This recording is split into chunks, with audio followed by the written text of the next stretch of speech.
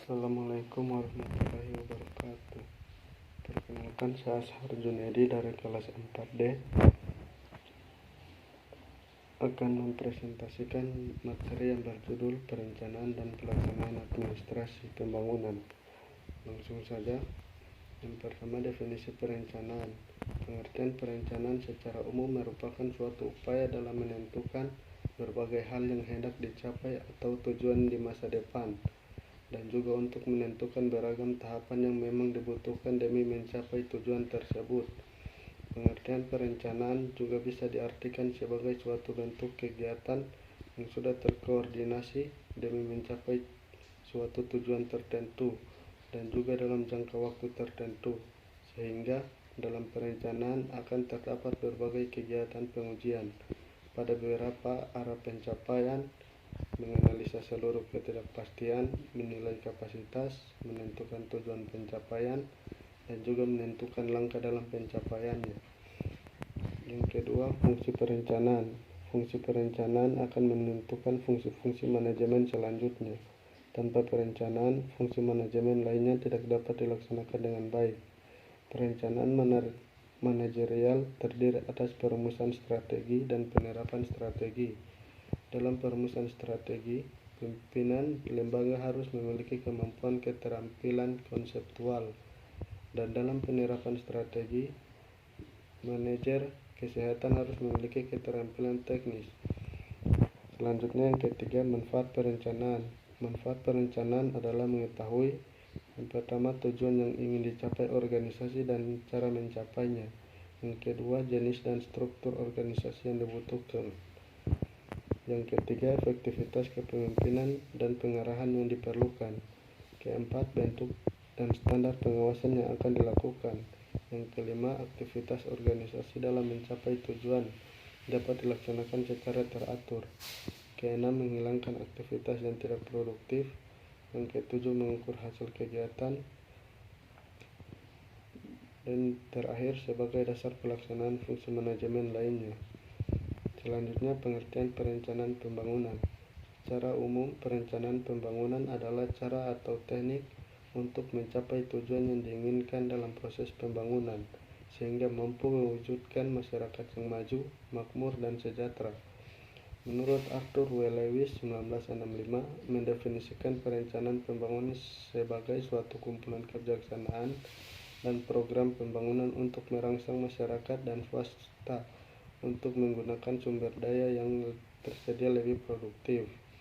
Perencanaan pembangunan merupakan cara atau teknik untuk mencapai tujuan pembangunan secara tepat, terarah, dan efisien, sesuai dengan kondisi negara atau daerah bersangkutan. Tujuan pembangunan yaitu untuk mendorong proses pembangunan secara lebih cepat untuk mewujudkan masyarakat yang maju, makmur, dan sejahtera. Yang selanjutnya, tujuan dan fungsi perencanaan pembangunan. Sesuai dengan Undang-Undang Nomor 25 Tahun 2004 tentang Sistem Perencanaan Pembangunan Nasional, dalam rangka mendorong proses pembangunan secara terpadu dan efisien, pada dasarnya perencanaan pembangunan nasional di Indonesia mempunyai 5 tujuan dan fungsi pokok. Adapun tujuan dan fungsi pokok perencanaan pembangunan tersebut sebagai berikut. Yang pertama, untuk mendukung koordinasi antar pelaku pembangunan, untuk menjamin terciptanya integrasi, sinkronisasi, dan sinergi antar daerah. Kemudian, untuk menjamin keterkaitan dan konsistensi antara perencanaan, penganggaran, pelaksanaan, dan pengawasan. Selanjutnya, untuk mengoptimalkan partisipasi dan peran masyarakat dalam perencanaan, dan untuk menjamin tercapainya penggunaan sumber daya secara efisien, efektif, dan adil. Selanjutnya, hakikat pengertian sistem perencanaan pembangunan. Sistem perencanaan pembangunan adalah satu kesatuan tata cara perencanaan pembangunan untuk menghasilkan rencana-rencana pembangunan dalam jangka panjang, jangka menengah, dan tahunan yang dilaksanakan oleh unsur penyelenggara negara dan masyarakat di tingkat pusat dan daerah. Pasal 1 Angka 3 UU Nomor 25 Tahun 2004 tentang Sistem Perencanaan Pembangunan Nasional. Selanjutnya, tujuan Sistem Perencanaan Pembangunan Nasional.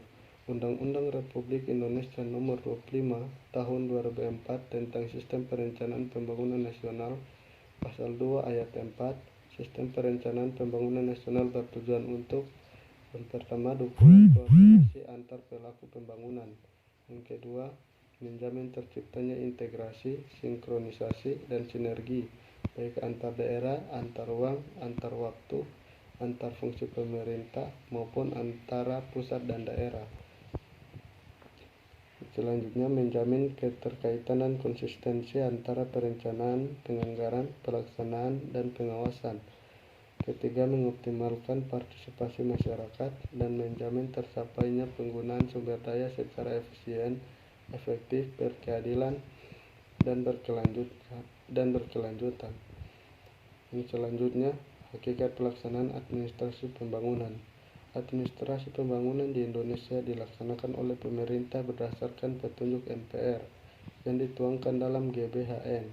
Administrasi pembangunan diharapkan dapat mendukung proses pembangunan dan menghasilkan pertumbuhan pada tingkat memadai, sehingga pembangunan dapat dikatakan berhasil. Berdasarkan teori ekonomi atau pertumbuhan dihasilkan oleh investasi, administrasi pembangunan juga harus mampu merangsang niat menabung masyarakat melalui kegiatan ekonomi.